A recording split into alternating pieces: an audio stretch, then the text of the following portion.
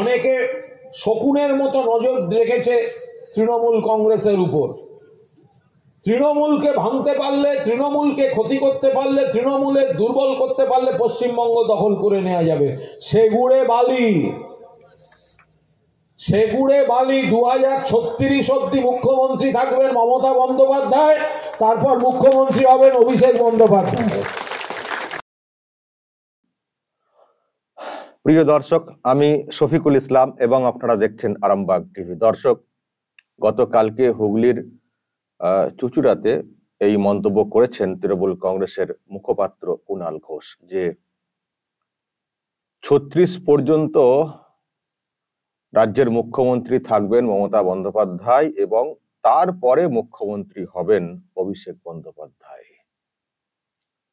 এটা উনি বলার চেষ্টা করেছেন যে কেউ কেউ ভাবছেন যে পিসি ভাইপোর মধ্যে দ্বন্দ্ব শুরু হয়ে গেছে, মুখ্যমন্ত্রীর চেয়ারটা দখল করার জন্য ভাইপো উঠে পড়ে লেগেছেন, এইসব বলে টলে একটা বিভাজন তৈরি করতে চাইছেন, তারা শকুনের রাজনীতি করছেন। কিন্তু যেটা আর কি উনি বলতে চাইলেন যে শুনুন, 36 পর্যন্ত এই রাজ্যের মুখ্যমন্ত্রী থাকবেন মমতা বন্দ্যোপাধ্যায় আর তারপরে মুখ্যমন্ত্রী হবেন অভিষেক বন্দ্যোপাধ্যায়।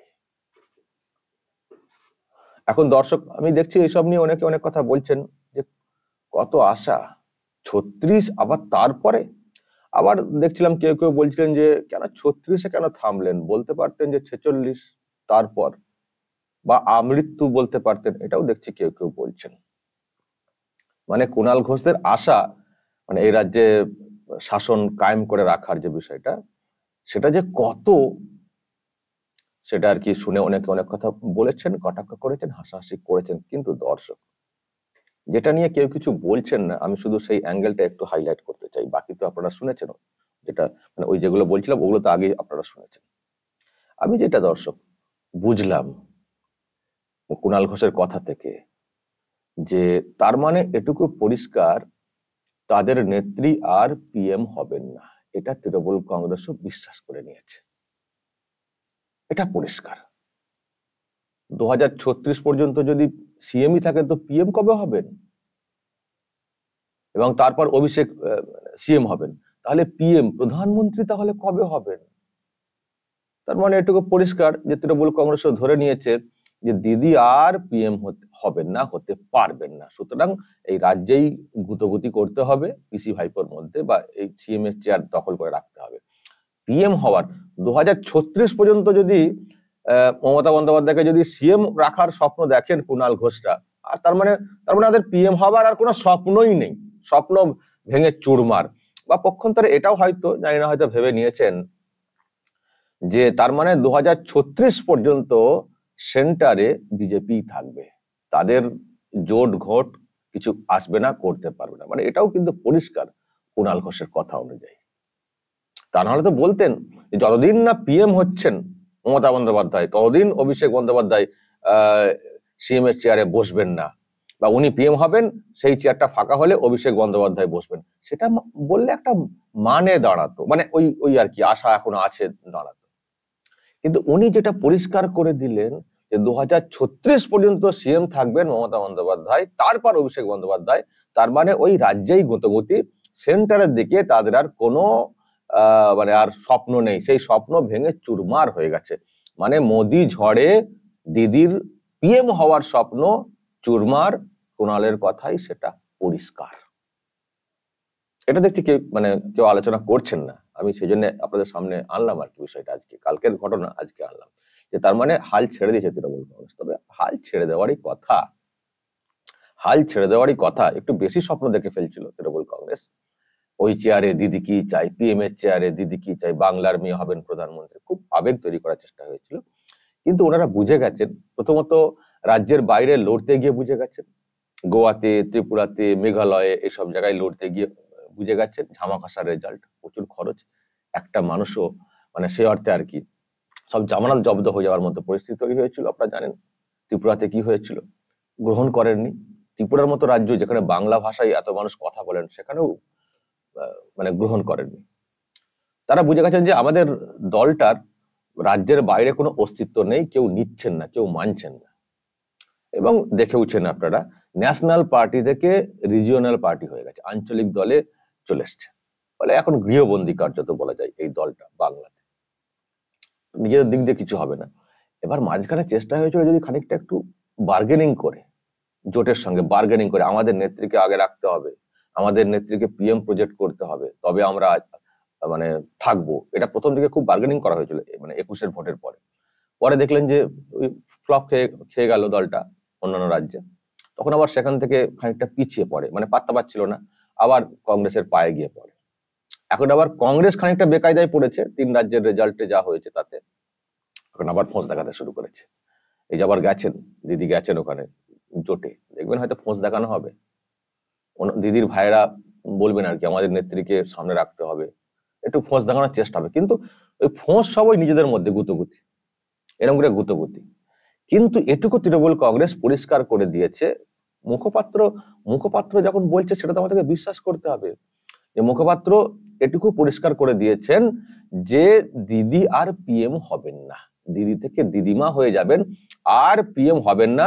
কারণ 36 মানে এখনই কত বয়স ভাবুন না, এখনই কত বয়স মমতা বন্দ্যোপাধ্যায়ের, এরপর 36 মানে এখনো 12 বছর, এক যুগ। তো তারপরে কি চুট করে পিএম হবেন নাকি? কখন পিএম হবেন? 36 পর্যন্ত যদি সিএম থাকে পিএম কখন হবেন? তার মানে ওনারা মাইন্ডসেট করে নিয়েছে যে ও আর পিএম হতে পারবে না। এবার যেটা হচ্ছে, এখন রাজ্যে কি করে কি থাকা যায় সেই চেষ্টা হচ্ছে ইত্যাদি বিষয়। তবে দর্শক, আমি একটা কথা বলতে পারি, এই যে উনি একটা অঙ্ক দিলেন না যে 36 পর্যন্ত সিএম পিএম এর ব্যাপারটা, এই সিএম থাকবেন তারপর অভিষেক, এটুকু বলতে পারি, যদি অভিষেক এই 2-3 মাসের মধ্যে ওই সিএম এর চেয়ারে না বসেন, মানে পিসিকে উল্টে দিয়ে মানে সরিয়ে দিয়ে, তাহলে আর অভিষেকেরও তারও আর স্বপ্ন কখনো পূরণ হবে না রাজ্যের মুখ্যমন্ত্রী হিসেবে, সেটাও দেখে নেবেন।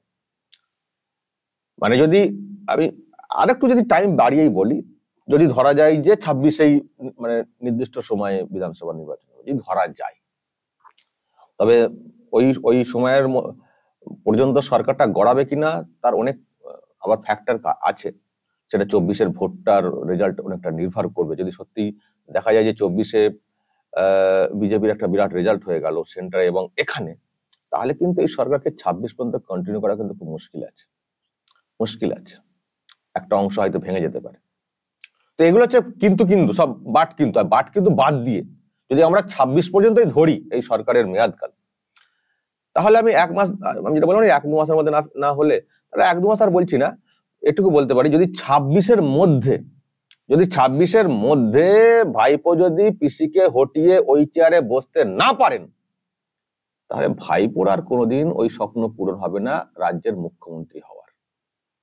পিসির তো পিএম হওয়ার স্বপ্ন তো ভোগে চলে গেছে, বুঝতে পারছেন, আপনারা নিজেরাই বলছেন। আর ভাইপোর আর সিএম এর চেয়ারে বসা কোনোদিনই হবে না যদি না এই বর্তমান সরকার চলাকালীন যদি পিসি না চেয়ারটা ছেড়ে দেন ভাইপোর জন্য, তারও আর কোনোদিন স্বপ্ন পূরণ হবে না। 26 কি 36 অমক তমক এসব তো দূরস্ত, কথার কথা, নো চান্স।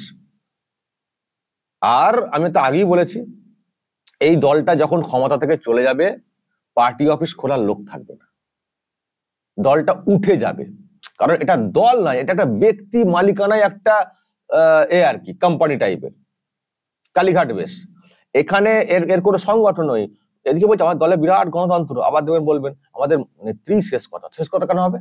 গণতন্ত্র মানুষের কথাই শেষ কথা হবে, নেত্রী শেষ কথা কেন হবে? তার মানে এটা দল নয়, ওরকম গণতান্ত্রিক দল নয়। তো সেই জন্য যখন গণতান্ত্রিক দল নয়, তো সরকারটা চলে গেলে আবার কে মানে মুছবে, কে পাত্তা দেবে? আমি তো আগেই বলেছি সিপিএম এর বিধানসভাতে কোনো এমএলএ নেই, এখনো পার্টি অফিস খোলার লোক রয়েছে। কিন্তু এই দলটার, এরকম অনেক দল দেখবেন এসেছে উঠে চলে গেছে, এই দলটারও সেই হাল হবে যখন দলটারই অস্তিত্ব থাকবে না।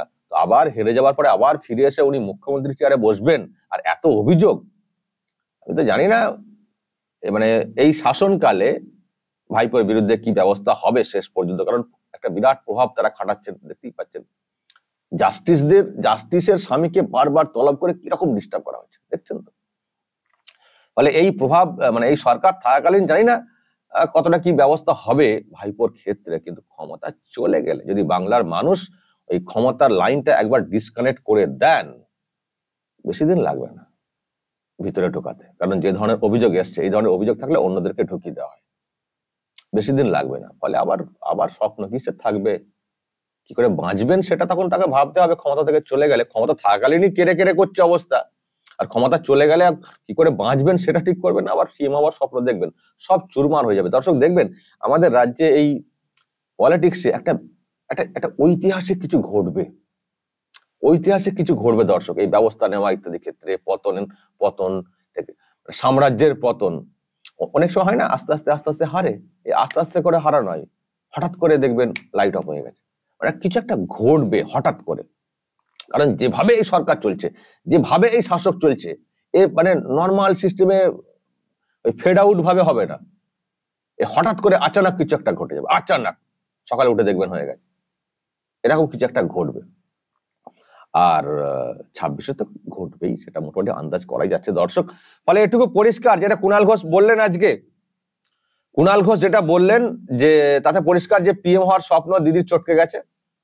আর আমি যেটা বলছি, যদি সিএম না হতে পারেন 26-এর মধ্যে অভিষেক, তারও স্বপ্ন চটকে যাবে, আর সিএম তিনিও কোনোদিন হতে পারবেন না। ফলে এবার দেখুন, যদি ভাইপোর শখটা মেটাতে চান তাহলে পিসির উচিত ছেড়ে দেওয়া এখনই, 26-এর মধ্যে অন্তত পক্ষে ছেড়ে দেওয়া। তাহলে যদি ভাইপোর শখটা মেটে, অল্প বয়সে মুখ্যমন্ত্রী হয়েছেন পশ্চিমবঙ্গের, আবার যদি এর মধ্যে হয়ে যায় আন্দার, আর কি করার, তাহলে কারোর আর কিছু হবে না, সব স্বপ্নই চুরবার, পিসিরও চুরবার, ভাইপোরও চুরবার হয়ে যাবে যদি এর মধ্যে কোনো অ্যাকশন হয়ে যায়। আবার দর্শক কি বলবেন, আপনাদের কি মনে হয় যেটা কুণাল ঘোষ বলেছেন, তারপরে সত্যি তো মাইন্ডসেট হয়ে গেছে দিদির স্বপ্ন ভোগে, তাই তো? যদি আপনাদের এ নিয়ে কিছু বলার থাকে অবশ্যই বলবেন, কমেন্টে নজর রাখবেন। আরামবাগ।